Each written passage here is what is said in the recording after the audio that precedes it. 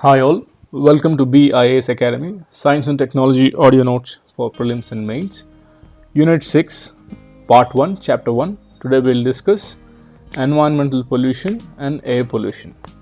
The topics which we're going to cover are, under environmental pollution, we'll discuss about the types of pollutants and what is a pollutant. Next we'll study air pollution, causes of air pollution, particulate matter, impacts of particulate matter, prevention of air pollution, and then what is electrostatic precipitation. Next we'll study National Air Quality Index, and then finally we'll discuss about Bharat stage emission norms. Okay, let's start with environmental pollution. We'll analyze the problems of environmental pollution as well.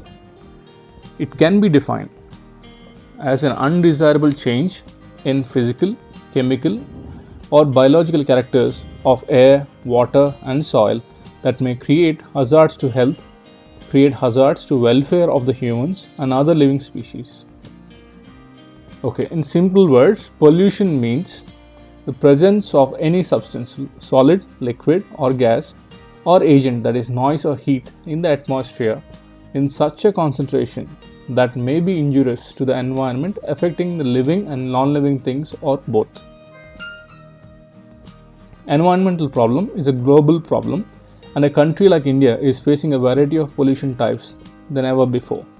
The decline in environmental quality as a result of pollution is evidenced by loss of vegetation, loss of biological diversity, accumulation of heavy metals in the atmosphere, and accumulation of metals in the human food chain as well, and then growing risks of environmental accidents and threats to life support systems.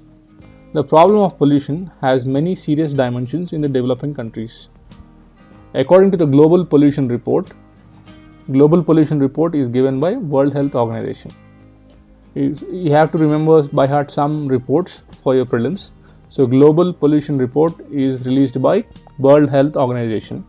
Okay, as per the Global Pollution Report in 2018, 14 of the world top most polluted cities are in India, which include Delhi, Kanpur, Varanasi. Okay, the buildup of carbon dioxide and other greenhouse gases in the atmosphere has already threatened to change the global climate pattern. Acid rains add to the problem of damaging the rivers, lakes, and the damage forests. The problem of ozone depleting substances such as and solid waste, industrial waste, heavy metals, hydrocarbons is still continuing and posing a great challenge to the humankind.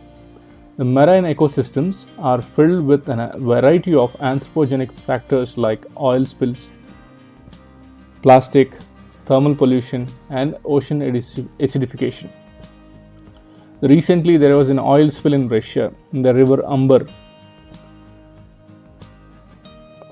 Yeah. Okay, now let's look at pollutant, or we'll discuss the various types of pollutants as well. A pollutant is an undesirable substance or an agent released into the environment that affects humans and other organisms. What is pollution? We discussed earlier. Environmental pollution is an undesirable change in the physical, chemical, biological characteristics of air, water, soil that may create hazards to health, welfare of humans and other living species. So now we are discussing about pollutant. Pollutant is an undesirable substance or an agent released into the environment that affects humans and other organisms. Pollutants can be defined as wrong substances at wrong places and at wrong time. Harmful radiation and excessive noise can also be considered as pollutants. Okay. Pollutants can be classified based on the following three criteria. One is based on source, second is based on stability, third is based on degradability. Okay, let's look at the pollutants based on source. Based on the source of pollutants, there are two types. What are they? One is natural pollutants and the second one is man-made pollutants. Natural pollutants, these are natural factors like forest fires, volcanic eruption, erosion by wind, erosion by water that create disturbances in the natural ecological balance, but at the same time, the nature can re-establish itself over a period of time. Okay, now let's look at anthropogenic or man-made pollutants. These include greenhouse gases released from the consumption of fossil fuels, as well as factors like industrialization, mining, deforestation, solid waste generation, agrochemicals, plastic, polythene. These all release pollutants into the atmosphere. So there, as per the first classification, based on the source of pollutants, there are two types. One is natural, another is man-made pollutants. Okay, now let's go to the second classification of pollutants, that is based on stability. There are also two types here, that is primary pollutant and secondary pollutant. The pollutants released from a definite source into the environment from the first time are called primary pollutants. Okay, example, the sulfur dioxide released from a thermal power plant is a primary pollutant. Then what are secondary pollutants? The pollutants formed due to the chemical reactions on or between the primary pollutants. They are more damaging than the primary pollutants. Example, the sulfur dioxide is very less stable and undergoes oxidation to produce a secondary pollutant, that is sulfur trioxide, which in turn reacts with moisture, resulting in acid rain. So secondary pollutants are more harmful.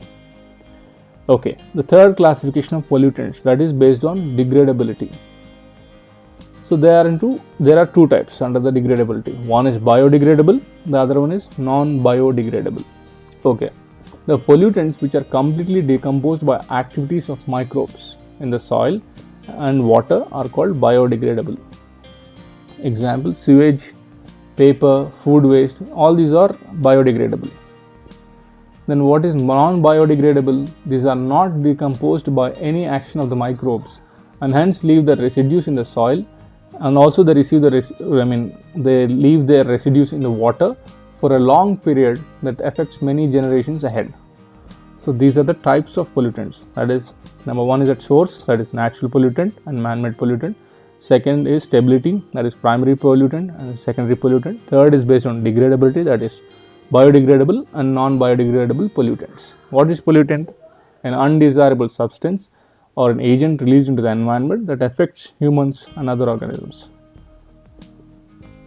In other words, pollutants can be defined as a wrong substance at a wrong place and at a wrong time.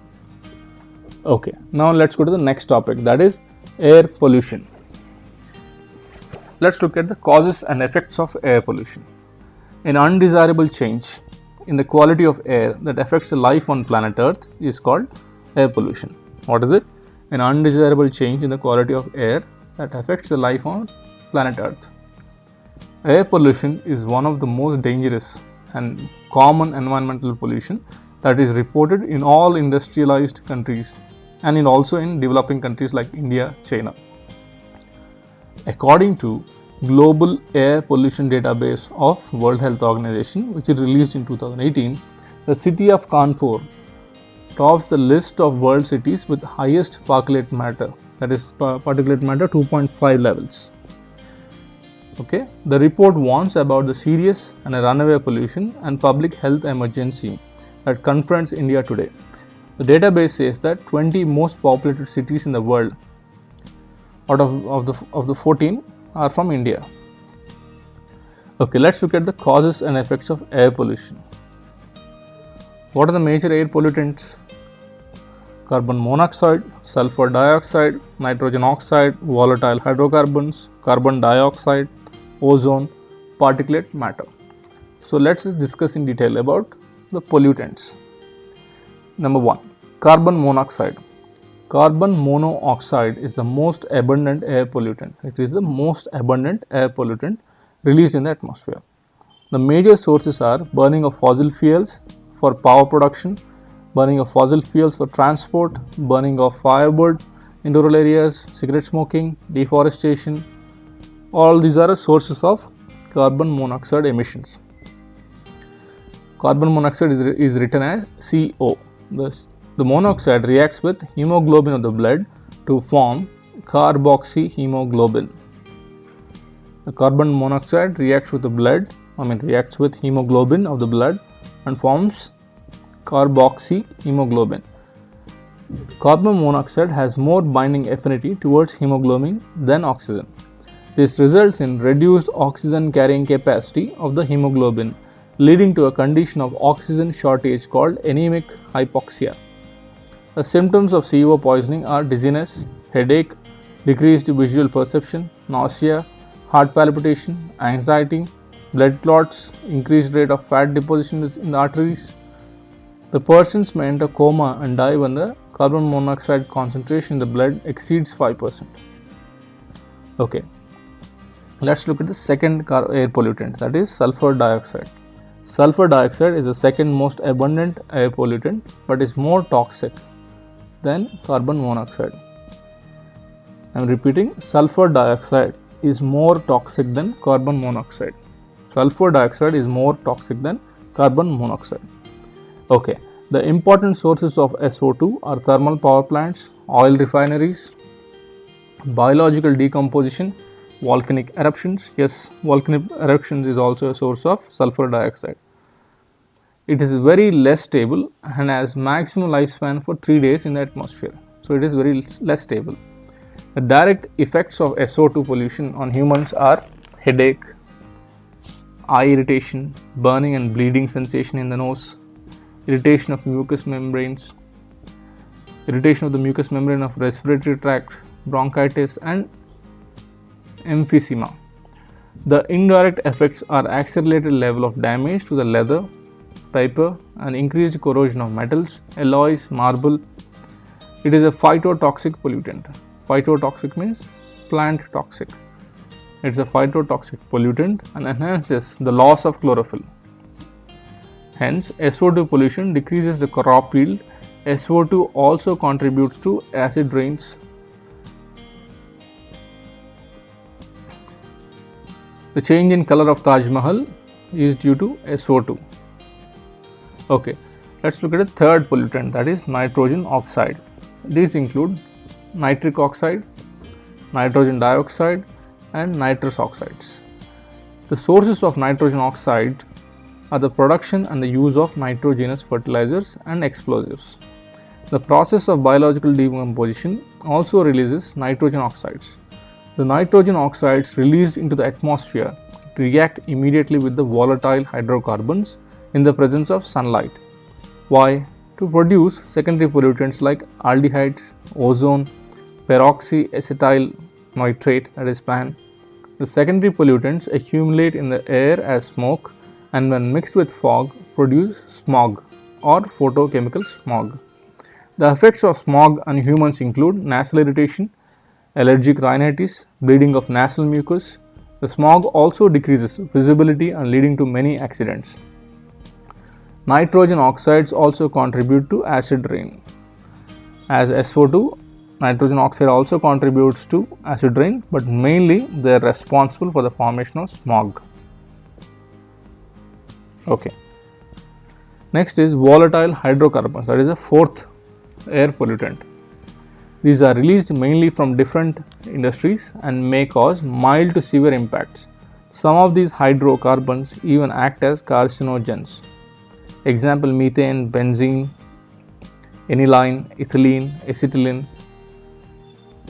Aniline damages the leaves of the plants. Benzopyrene causes lung cancer. Acetylene causes necrosis and chlorosis of leaves. Okay, let's look at the fifth air pollutant, that is carbon dioxide. Yes, carbon dioxide is also an air pollutant. Carbon dioxide has no direct effect on living organisms. The increased CO2 concentration in the atmosphere due to burning of fossil fuels is resulting in global warming and climate change. The impacts of climate change are increased melting of polar ice caps, rise in the sea level, submergence of low-lying islands and submergence of coastal regions, decreased agricultural productivity, food shortage, hunger, increased regional imbalances, loss of biodiversity, excessive summer temperatures, ocean acidification, etc. Okay. The next is ozone, which is the sixth air pollutant. Ozone is in the troposphere. In the troposphere is considered as a pollutant, mainly released due to chemical reactions between the primary pollutants. Okay, the ozone in the troposphere is considered as a pollutant. What does ozone do? ozone damages the leaves of the plants and accelerates the production of unstable nitrate in the air, which further leads to acid rains. Okay, the seventh air pollutant is particulate matter. The suspended solid or liquid particles in the air constitutes the particulate matter, and these impact the respiratory system of humans and other animals. The particulate matter is divided into two types, that is PM10 and PM2.5. Okay, so we have discussed the types of air pollutants, that is carbon monoxide, sulfur dioxide, nitrogen oxides. What are nitrogen oxides? Nitric oxide, nitrogen dioxide, nitrous oxide. Then we have the fourth one is volatile hydrocarbons, fifth one is carbon dioxide, sixth one is ozone, seventh one is particulate matter. There are two types, that is particulate matter 10 and particulate matter 2.5. Okay, let's go to the next topic, that is particulate matter. The particulate matter, it is the suspended solid or liquid particles in the air constitutes the particulate matter. It is a term for a mixture of solid particles and liquid droplets found in the air. Both solid particle and liquid droplets mixture which is found in the air is called particulate matter. The pollution caused by particulate matter is called particle pollution. What is it called? Particle pollution. Since the particulate matter is respirable, it is also called respirable suspended particulate matter. The particulate matter consists of dust, soot emanating from variety of sources. They are not visible to naked eye. Particulate matter also includes aerosol, which is a colloid of fine solid particles and liquid droplets in the air. Let's look at the different sources of particulate matter. The sources of particulate matter include mining activities like blasting, crushing, grinding, smelting. The particulate matter can also be seen in vehicle emissions and also released during burning of biomass. The particulate matter was also found to have highly toxic heavy metal residues. Okay, now let's discuss different types of particulate matter. We have two types, that is particulate matter 10, that is a big one, and next one is particulate matter 2.5, that is small. Okay, the big particulate matter 10 are between 2.5 to 10 micrometers. These particles are called PM10. These particles cause less severe health effects. They are also called coarse particles. Then what is particulate matter 2.5 or small? The small particles are smaller than 2.5 micrometers. They are smaller than 2.5 micrometers. These particles are called particulate matter 2.5. These are also called fine particles. The smaller particles are lighter and they stay in the air for longer time and travel farther. PM10 particles can stay in the air for minutes or hours, while particulate matter 2.5 can stay in the air for days or weeks. Particulate matter 10 can travel for few hundreds of meters up to maximum of 45 kilometers, whereas PM 2.5 particles can go even farther to many hundreds of kilometers. What are the potential health impacts of particulate matter? Okay, the impact of PM10 will always be found close to the areas of their generation, whereas impacts of particulate matter 2.5 can be found even at a very distant place from the site of generation.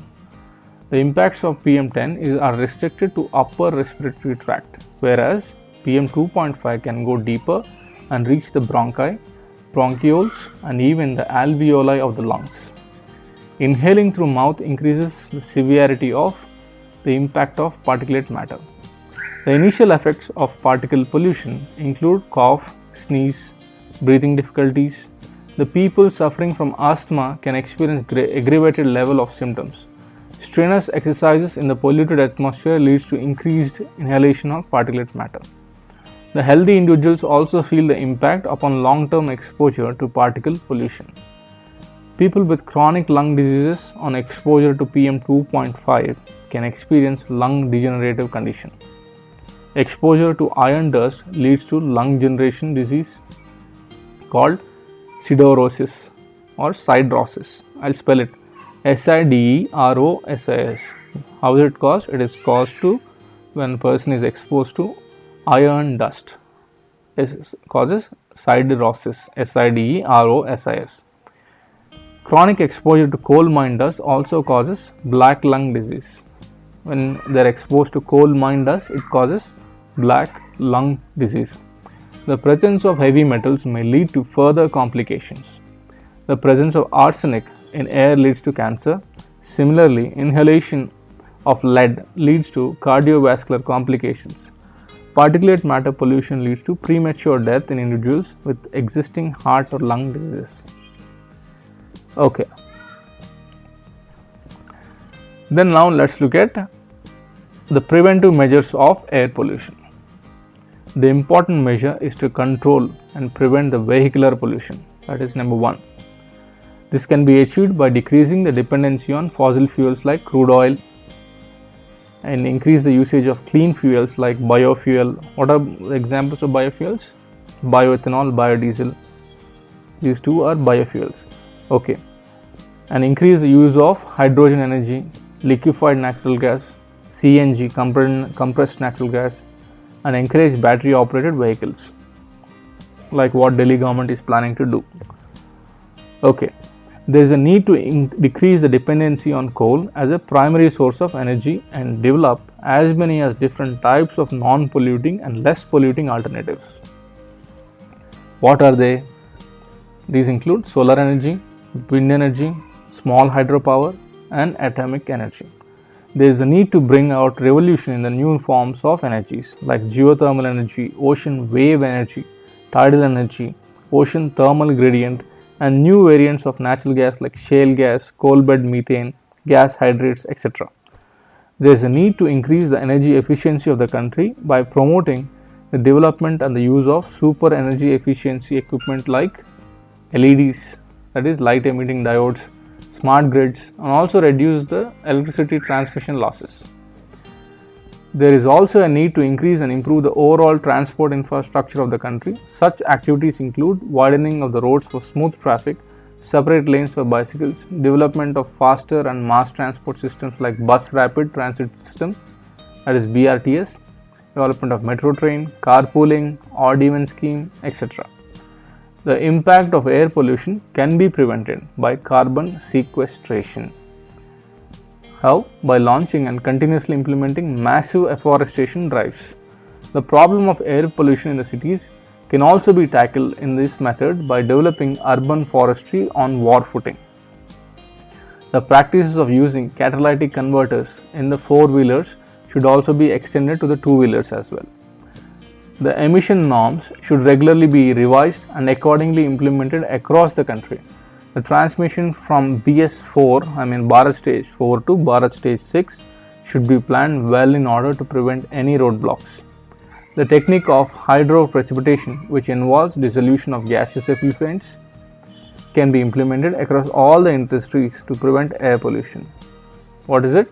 The technique of hydroprecipitation, which involves dissolution of gaseous effluents into the water to prevent air pollution. And such kind of water can be treated to remove toxic pollutants. Okay. The provision of Air Prevention and Control of Pollution Act 1981 and Environment Protection Act 1986 should be strictly implemented. Air Pollution Act 1981 and Environment Protection Act 1986 should be strictly implemented. The violators and offenders of these acts should be timely punished with the associated penalties. Other techniques or technologies which reduce air pollution should be increased. Okay, with this let's go to the next topic, that is electrostatic precipitation. What is electrostatic precipitation? The method of trapping charged particles in gaseous effluents using oppositely charged electrodes is called electrostatic precipitation. I'll repeat. What is it? It is a method of trapping. Trapping what? Trapping of charged particles. Where do they trap it? In gaseous effluents using oppositely charged electrodes. Okay, trapping of charged gaseous effluents. That is electrostatic precipitation. It is most widely used method to reduce air pollution from industrial processes.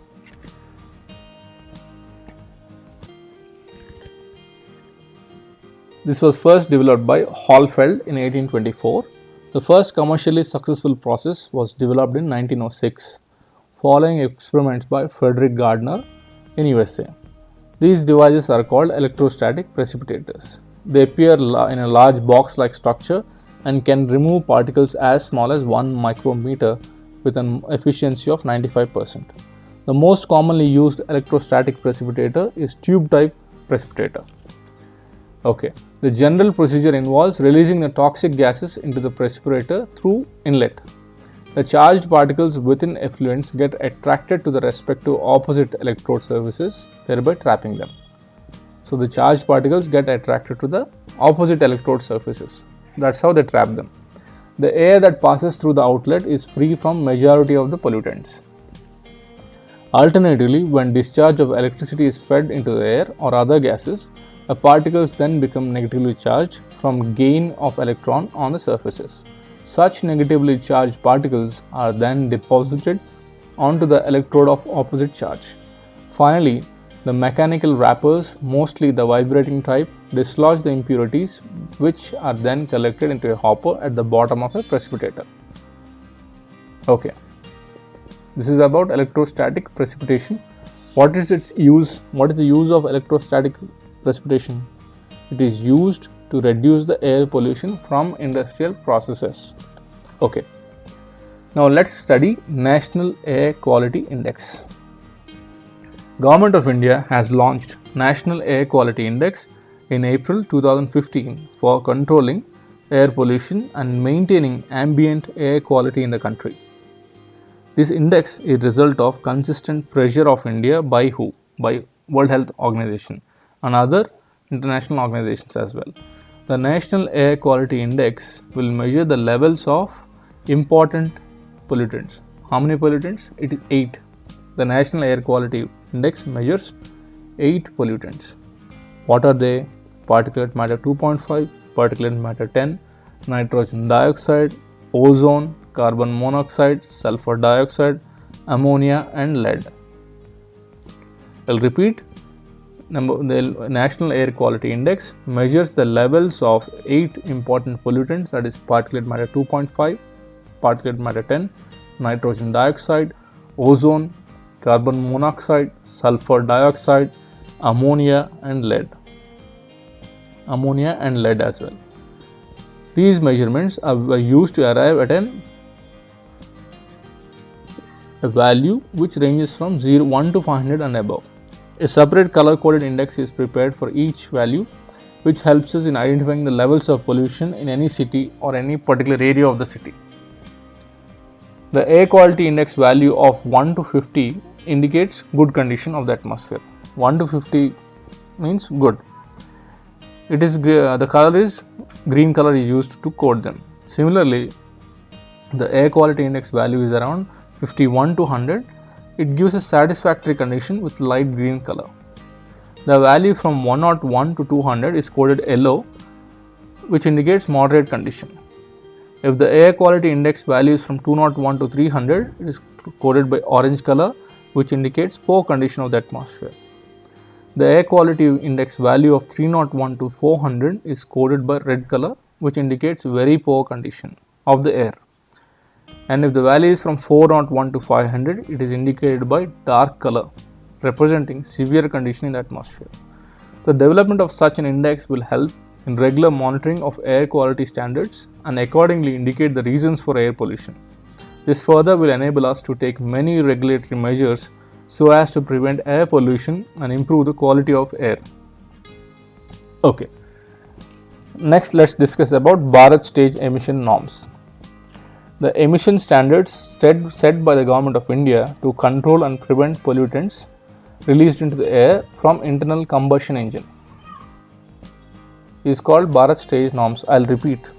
Emission standards, a standard of emission which is set by the Government of India to control and prevent the pollutants released into the air from a central combustion engine of many vehicles. It is called Bharat stage. So these combustion engines are used in cars, bus, lorries, all these things. So these emission standards are set by government to control the pollutants which are released into the air. Okay.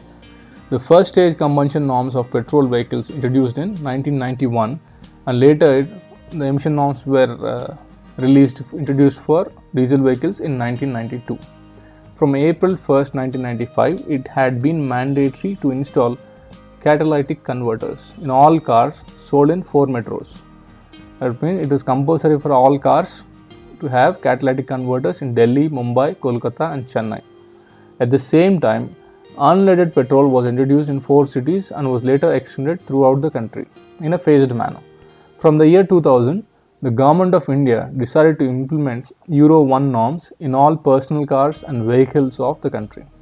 The Euro 2 equivalent is Bharat Stage 2, were implemented from 2001 in 4 metros of the country. From October 2010, the Euro 3 norms were equivalent to Bharat Stage 3 norms were implemented throughout the country. From when? From 2010, Bharat Stage 3. Okay. In the same year, in the April, Bharat Stage 4 norms came into force in 13 major cities of the country. Today, Bharat Stage 4 norms are implemented throughout the country. As a part of the efforts to improve the air quality, two-stroke engines in two-wheelers and Maruti 800 vehicles were completely banned in the country.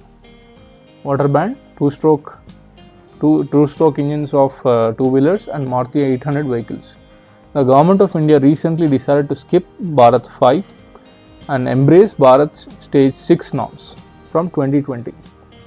So India is going to implement Bharat Stage 6 norms bypassing Bharat Stage 5. And it's going to implement throughout the country. Okay.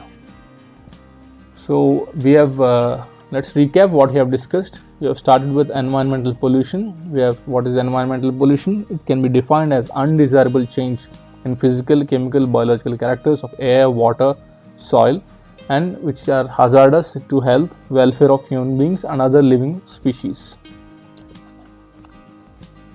And then we have discussed what is a pollutant. Pollutant is it can be defined as a wrong substance at a wrong place and a wrong time. It is an undesirable substance or an agent released into the environment that affects humans and other organisms. So we have seen the classification of pollutants, and next we discussed about air pollution, and the major air pollutants are carbon monoxide, sulfur dioxide, nitrogen oxides, volatile hydrocarbon, carbon dioxide, ozone, particulate matter. And then we have discussed about particulate matter and the types of particulate matters. What is a particulate matter? The suspended solid or liquid particles in the air constitutes the particulate matter. It is a mixture and it is respirable. And there are 2 types, that is particulate matter 10 and particulate matter 2.5. Next we have discussed about the impacts of particulate matter, and then we have discussed about the preventive measures of air pollution. After that, we have discussed electrostatic precipitation, which is used in industries to reduce air pollution. Next, we have briefly discussed about National Air Quality Index. National Air Quality Index, how many pollutants? 8. What are they? Particulate matter 2.5, PM10, nitrogen dioxide, ozone, carbon monoxide, sulfur dioxide, ammonia and lead. Remember them as well. Okay. And then finally we have discussed about Bharat stage emissions. It has started in stage 1 was implemented in 1991 and then in 1992. From there, now India is planning to implement Bharat stage 6 by bypassing Bharat stage 5 throughout the country. Okay, with this we'll end our today's lecture. If you have any doubts or queries or need any help, you can mail us to biasacademy@gmail.com. Thank you for listening. Have a great day.